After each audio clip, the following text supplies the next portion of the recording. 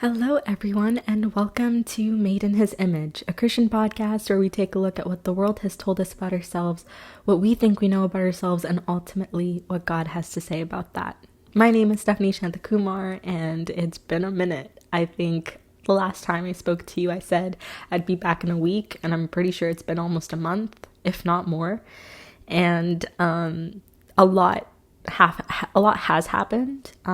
Not to make excuses, but I would say that the break was really good. The winter break and then coming back to school was a bit of a challenge. I think learning to balance it all has been interesting, especially with the new semester. And now it's almost midterm season, and I'm like at that point where I have to do a bunch of stuff, but it's not grind time yet. You know what I mean? Like, I'm going to the library and I'm studying and I'm doing all the things I need to do, but it's not pressure time yet. And I have like a midterm coming up next week. So I can tell that it's about to start. I feel it in the air. But I thought it would be the perfect time to start back up because there's been this thing that's been happening in my life, and I feel the Lord has been like honing in on it, like pressing in on it, kind of to make me realize all of the different things that, that I need to learn from this topic.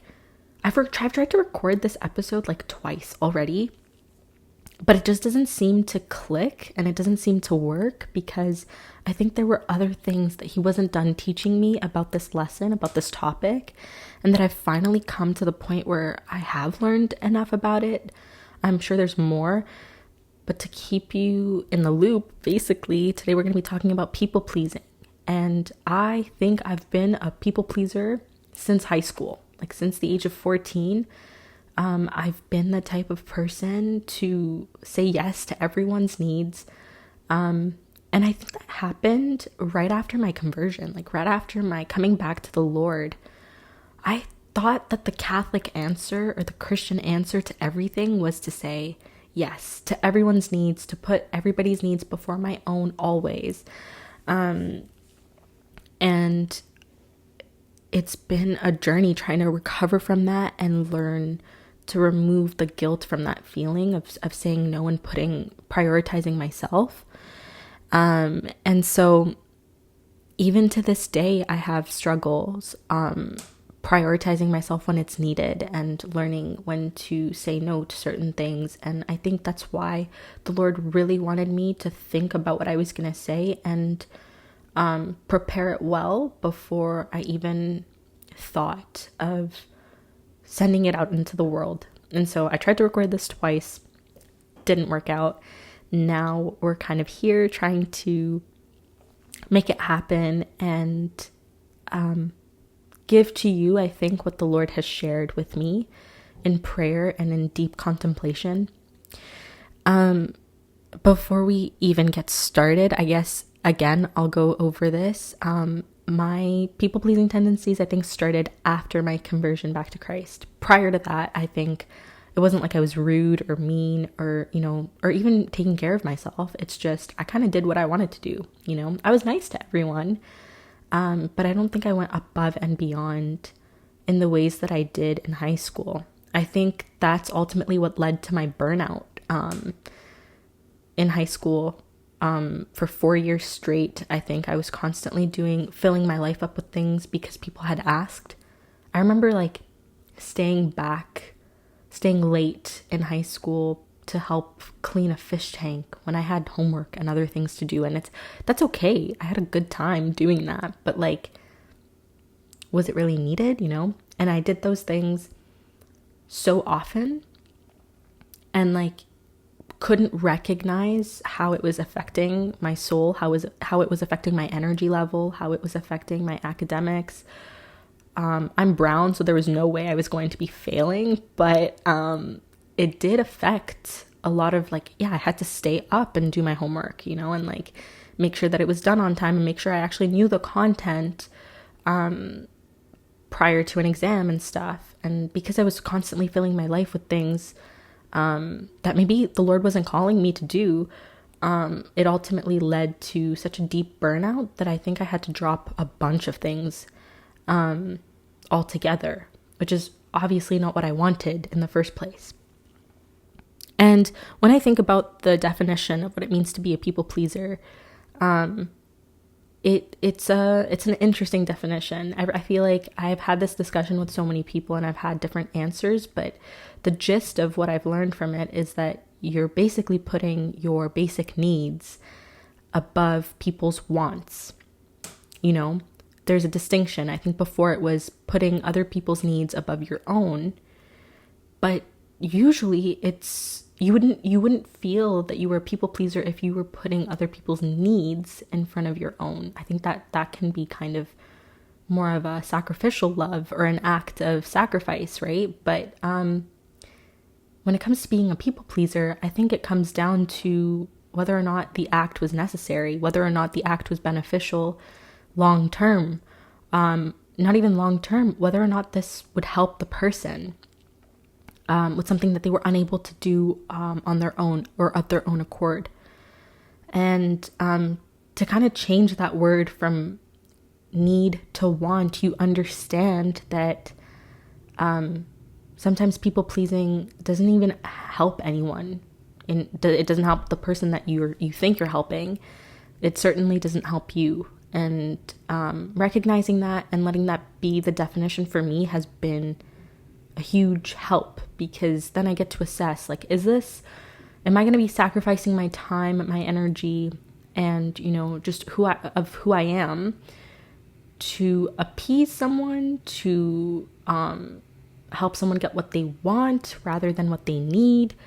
And assessing that and defining that helps you make a more informed decision and helps you feel maybe less guilty. And ultimately allows you to think about God's will and what He would want in the grand scheme of things, right? And so it just, so basically prior to my conversion was totally fine. High school, I had my burnout. University, I came to university fresh, I think in second year, because in first year I was online because of the pandemic.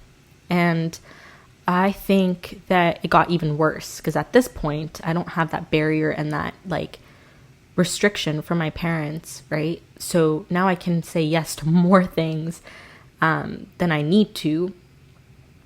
I think it got to the point where I was doing unpaid work for someone in the summer, saying yes because I didn't know how to say no, and in the summer, that was 3 months of my life where I was doing work for someone and I wasn't getting paid. And I wasn't, it wasn't benefiting me in any way, because a lot of the skills that I was using, a lot of the things that I was pouring myself into, ultimately, they were very short term for that person. It was just a want for this person. They could have easily found someone to do their work and, pay them. But instead, I think when you set the tone for a friendship or an interaction with someone as you don't have to respect me and you don't have to think about how this is going to affect me because I've never complained about it before, because I've always said yes. You set the expectation, right? It starts with something small, can you do me a favor and go grab this thing for me? And you say yes, and that's fine. But then it becomes a little bit bigger and bigger until, this person is so accustomed to you saying yes, it would be weird for them not to ask you or not to come to you when something goes wrong. And I find women tend to deal a lot with this, but a lot of men, I find, especially in this culture of wanting to make yourself seem likable, which is ultimately what people pleasing comes down to. It's actually a really selfish thing. People pleasing, before I go back to that whole women and men thing, people pleasing ultimately comes from the wanting and the need to be validated by others, to be liked by others, to have people praise you, and you tend to find your worth in what other people have to say about you. Oh, this person is so good. They do this, this, and this for me. They're a really good person. They're really nice. I can get along with this person. Yeah, maybe because I agree with everything you say all the time, or I do everything you ask me to do. And so you like that and you want that. And I think when you get into the habit of that, or when it's been fed to you for such a long time, you can't help but feel uncomfortable when you say no and someone has like a weird reaction to it. Or you disagree with someone and they just can't handle the fact that you've disagreed with them, right? And like, it really is, it comes from a selfish place. It comes from an insecure place. And it comes from a lack of trust in God's validation, in God's truth, that he will provide for you, that he thinks that you're amazing and that you're precious. And not being able to put your worth in him, knowing that you will be disliked sometimes, and that you will disagree with people, and that doing things for other people doesn't mean that you're doing the right thing always, right?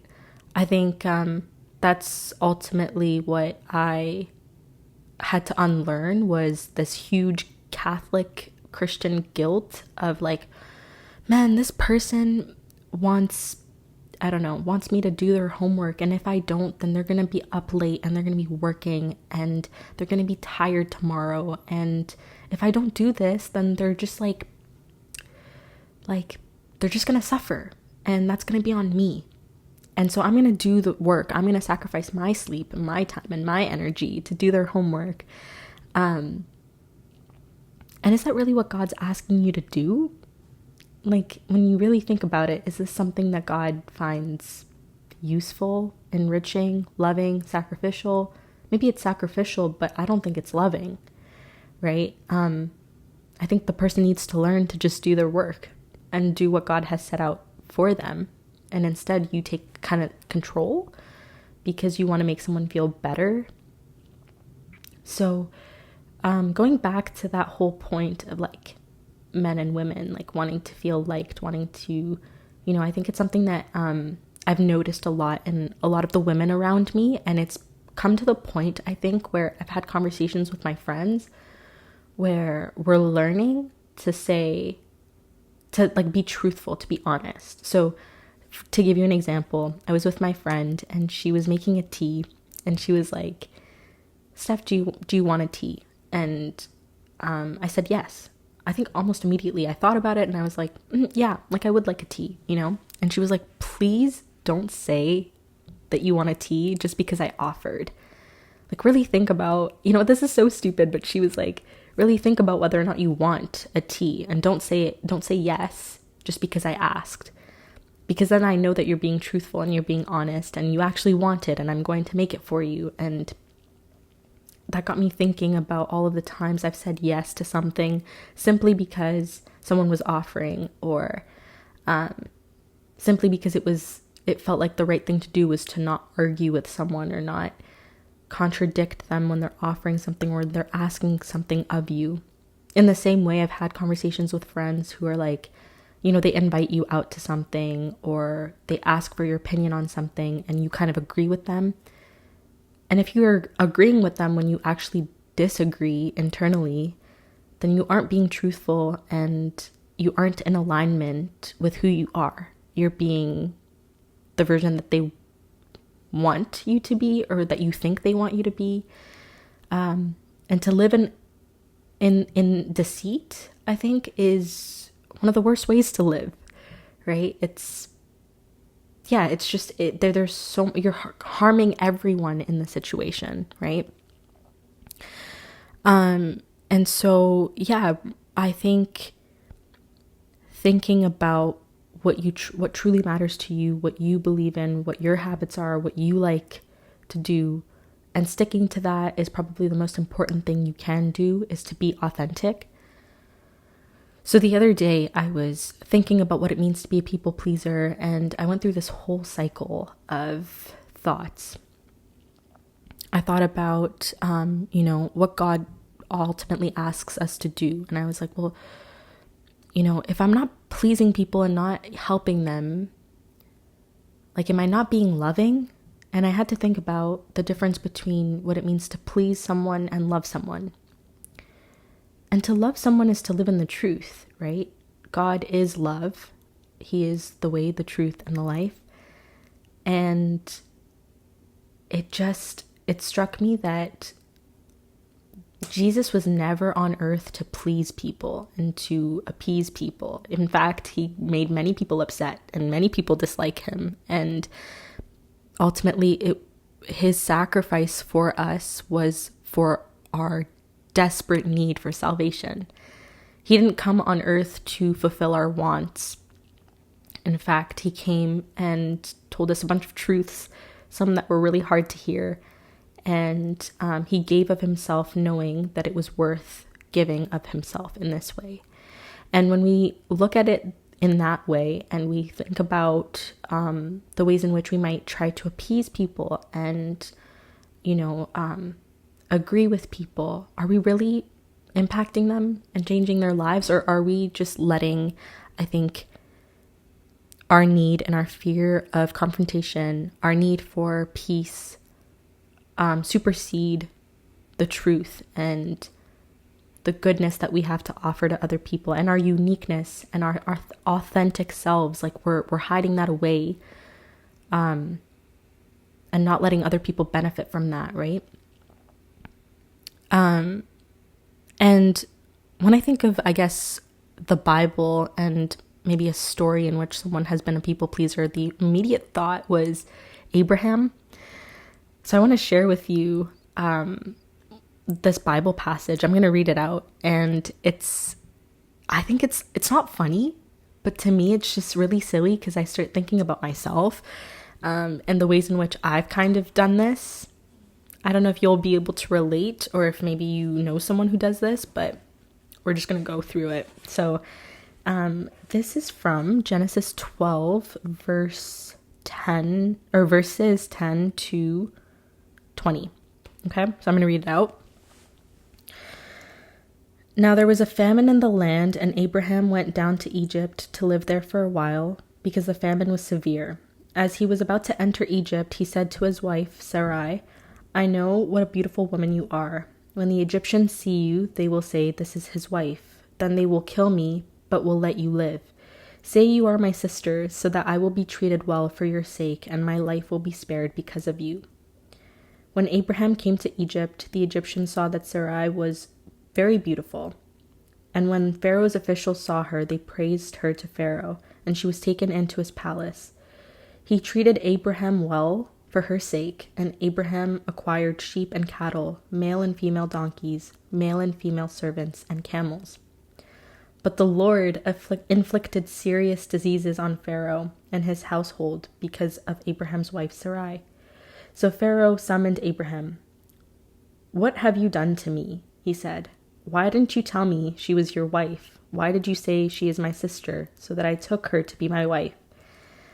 Now then, here is your wife, take her and go. Then Pharaoh gave orders about Abraham to his men, and they sent him on his way with his wife and everything he had. So when I think of this story, I find it funny because Abraham is operating from a place of fear, and he's afraid of being disliked. He's afraid of being killed. And it's a lack of trust in God's provision, right? There's this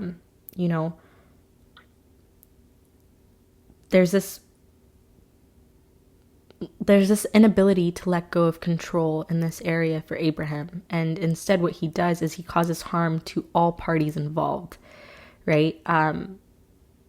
He causes God to have to intervene.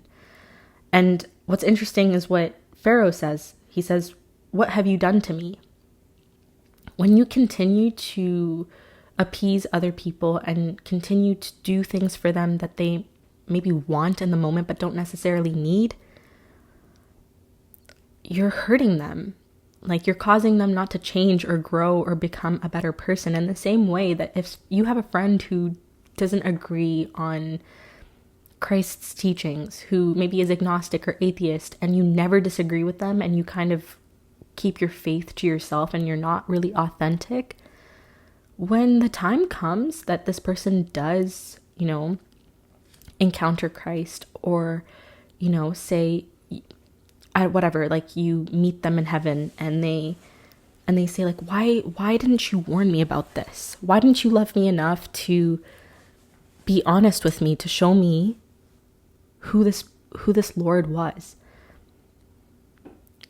I think when we're too afraid of how other people are going to react, and we're afraid of change, we have an inability to let go of control, and like this lack of trust in God's provision and God's protection.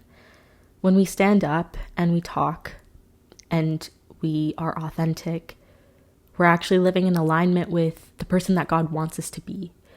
And you really have to ask yourself what his will is and what he wants from you, right?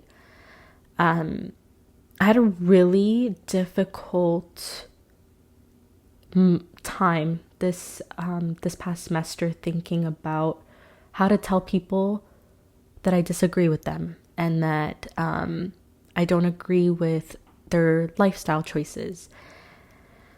And it takes a lot of courage. I'm not going to lie, it's really hard. No one said it was going to be easy to stand up for yourself and to defend your faith or, defend your actions.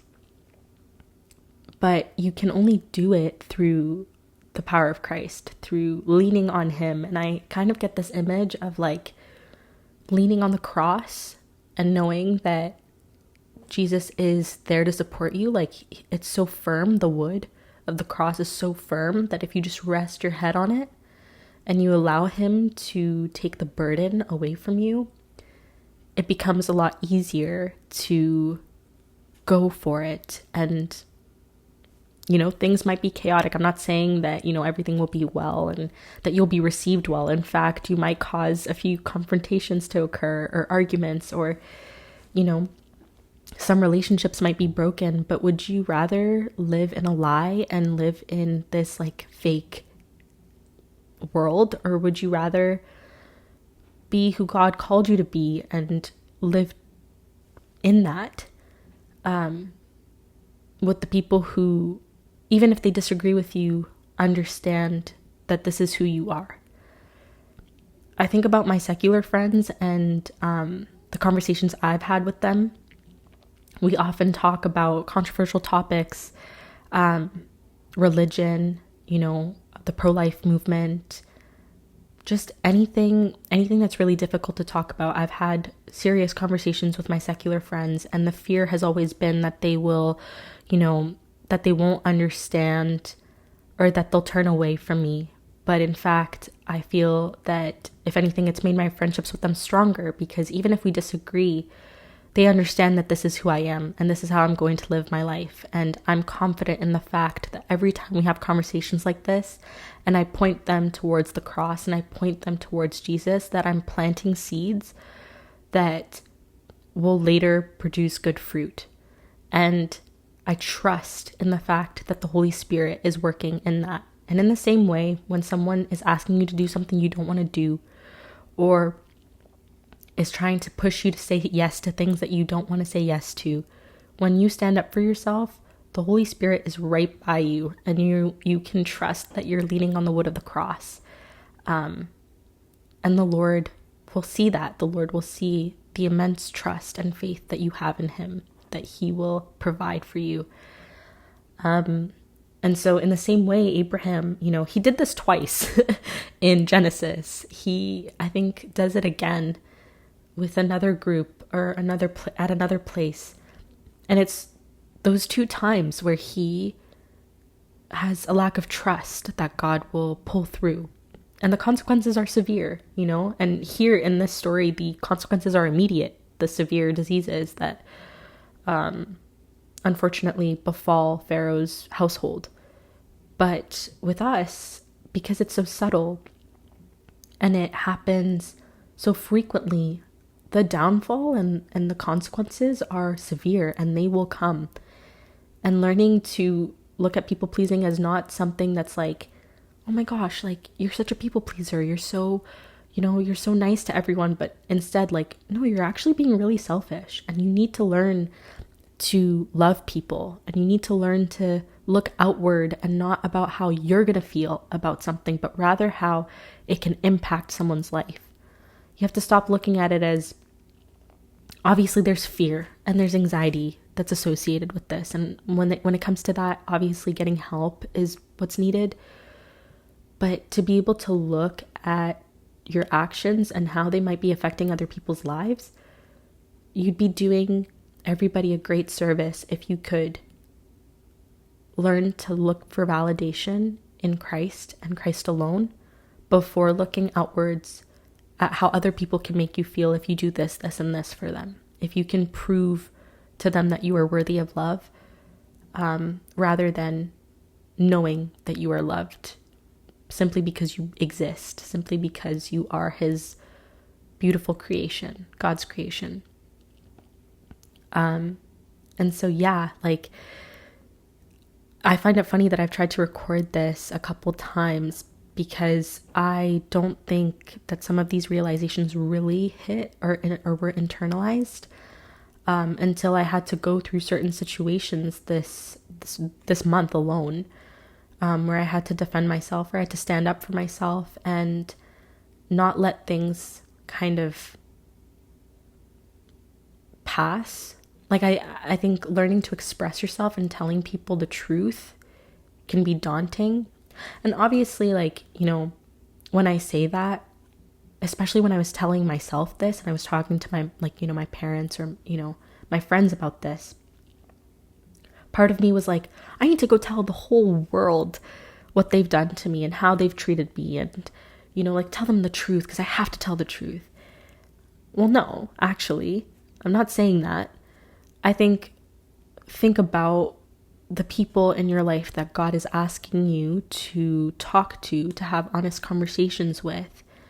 And those who aren't worth your time and those who maybe won't receive you well and, like, will never, you know, get it at this point of their lives, they're not worth your time and they're not worth, you know, having those conversations with. But you have to ask yourself who maybe God is calling you to talk to and have an honest conversation with and be like, hey, you know what? I actually do disagree with you on this point. Or, you know, from now on, I'd rather you do your own work because I think it's important. And you might get backlash for that. Honestly, you probably will. I know for myself, last semester, I had set out to have intentional time for rest every day. You know, like even an hour of reading or crocheting or painting or cleaning my room, whatever it is, to just set time aside to relax and to rest in the Lord's presence.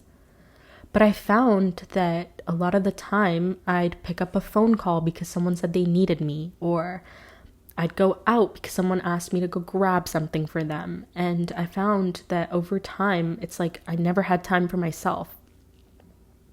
And so I was talking to my spiritual director about this, and we kind of went through this like role-playing exercise where she kind of was like, she was my friend, she was acting as my friend, and I was myself. And she was like, well, Steph, you know, I really want to see you tonight. I want to talk to you about XYZ, and can I come over?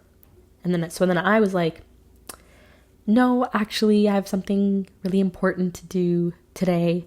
How about tomorrow? And she was like, tomorrow doesn't really work for me, but tonight does. So can we please, like, I'll come over and we can talk. And in that moment, I was so badly wanted to say, yeah, sure, that's fine. You can't tomorrow, so that's okay. And what I realized was I was making my personal time less important than her want to talk and her wanting to rant about something. And I realized, actually, no, she can wait. If she can't make time tomorrow, she'll make time the day after. If this is really important to her and she really needs to, we'll make the time for it, but not at the expense of my rest over and over again, right? And that was one of the hardest things to realize was okay, yeah, what I want to set out as what is a need for me is rest, and I'm not prioritizing that. And the second I started thinking about that and really dwelling on it, I kid you not, the Lord sent like 5 different obstacles my way, as like, a reminder to pour into myself and into my relationship with him ultimately.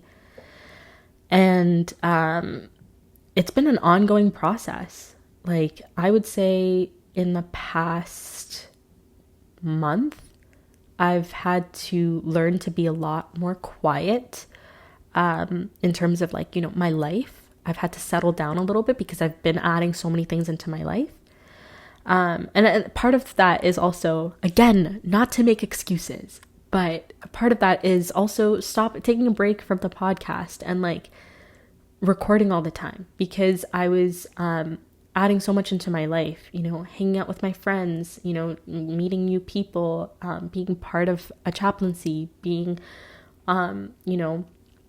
a student, having my prayer life, and then the podcast. And I think I'm spread so thin that I can't truly balance it all. And again, it comes back to this whole thing of giving up control and asking yourself, where is God trying to take me here? Right? And what does he want me to prioritize? And to sit down with that and kind of having a list and,